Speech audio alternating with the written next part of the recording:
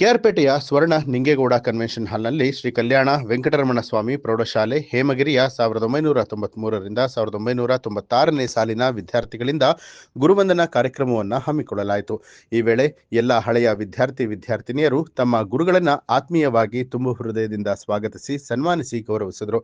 ಈ ವೇಳೆ ಕಾರ್ಯಕ್ರಮವನ್ನು ಉದ್ದೇಶಿಸಿ ಮಾತನಾಡಿದಂತಹ ಶಿಕ್ಷಕರು ಗುರುವಂದನಾ ಕಾರ್ಯಕ್ರಮ ಮಾಡಿದ ಎಲ್ಲ ವಿದ್ಯಾರ್ಥಿನಿಯರಿಗೆ ಹೃದಯಪೂರ್ವಕ ನಮನಗಳನ್ನು ಸಲ್ಲಿಸಿ ನಿಮ್ಮ ಆರೋಗ್ಯವನ್ನ ಕಾಪಾಡಿಕೊಂಡು ದುಡಿಮೆಯ ಕಡೆಗೆ ಗಮನ ಕೊಡಿ ಅಂತ ಹೇಳಿ ಕಿವಿ ಮಾತನ್ನ ಹೇಳುತ್ತಾ, ಎಲ್ಲ ಶಿಷ್ಯ ವೃಂದವನ್ನ ನೋಡಿ 30 ವರ್ಷಗಳ ನಂತರ ನಿಮ್ಮನ್ನೆಲ್ಲ ನೋಡಿ ನನಗೆ ತುಂಬಾನೇ ಸಂತೋಷ ಆಯಿತು ಅಂತ ಹೇಳಿ ಹಳೆಯ ನೆನಪುಗಳನ್ನ ಮೆಲುಕು ಹಾಕುತ್ತಾ ಸವಿ ನೆನಪುಗಳನ್ನ ನೆನೆಯುತ್ತಾ ಕಾರ್ಯಕ್ರಮವನ್ನು ಆಯೋಜಿಸಿದ ಎಲ್ಲರಿಗೂ ಧನ್ಯವಾದಗಳು ಅಂತ ತಿಳಿಸಿದ್ರು.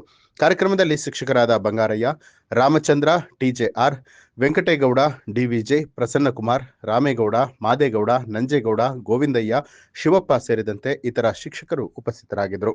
ನಮ್ಮ ಗುರುವಂದನಾ ಕಾರ್ಯಕ್ರಮವನ್ನು ಮಾಡ್ಕೊಳ್ತಾ ಇರತಕ್ಕಂಥದ್ದು ನಿಜವಾಗ್ಲೂ ಮೆಚ್ಚತಕ್ಕ ಕಾರ್ಯ.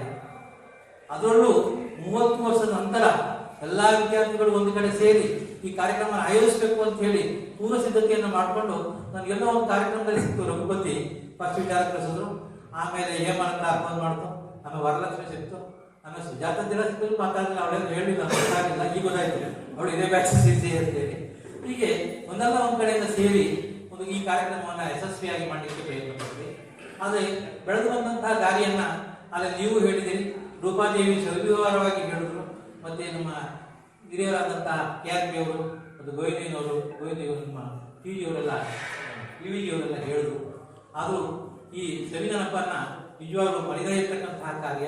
ಆಕ್ಚುಲಿ ಈ ದಿವಸ ನೀವು ಇಂಥ ಒಂದು ಕಾರ್ಯಕ್ರಮವನ್ನ ಆಯೋಜನೆ ಮಾಡಿರ್ತಕ್ಕಂಥದ್ದು ಅತ್ಯಂತ ಶ್ರೇಷ್ಠವಾದಂತಹ ಕೆಲಸ.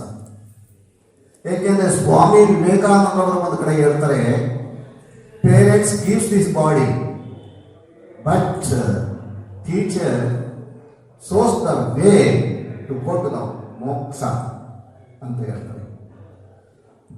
ಯಾರು ಏನು ತಂದೆ ತಾಯಿಗಳು ಈ ಶರೀರವನ್ನು ಕೊಡಬಹುದೇ ಹೊರತು ಮೋಕ್ಷಕ್ಕೆ ದಾರಿಯನ್ನು ತೋರಿಸ್ತಕ್ಕಂಥ ವ್ಯಕ್ತಿಗಳು ಶಿಕ್ಷಕರು ಎಂಬುದನ್ನು ಅರ್ಥ ಮಾಡಿಕೊಂಡು ಒಂದು ಸುಸಂಸ್ಕೃತವಾದಂತಹ ಒಂದು ಸಂಸ್ಥೆಯಲ್ಲಿ ವ್ಯಾಸಂಗವನ್ನು ಮಾಡಿ ಬಂದಿರತಕ್ಕಂಥ ನೀವು ಇಂದು ಈ ನಮ್ಮ ಶಿಕ್ಷಕರಿಗೆ ಸಲ್ಲಿಸ್ತಾ ಇರತಕ್ಕಂಥ ಒಂದು ಗೌರವ ಸಮರ್ಪಣೆಯನ್ನು ನೋಡಿದ್ರೆ ನಿಜವಾಗಿಯೂ ಸಹ ನಾವು ಅತ್ಯಂತ ಧನ್ಯರು ಹಾಗೂ ನಾವು ನಿಮಗೆ ಹೆಚ್ಚಿನ ರೀತಿಯಲ್ಲಿ ಕೃತಜ್ಞತೆಯನ್ನು ವ್ಯಕ್ತಪಡಿಸಬೇಕು.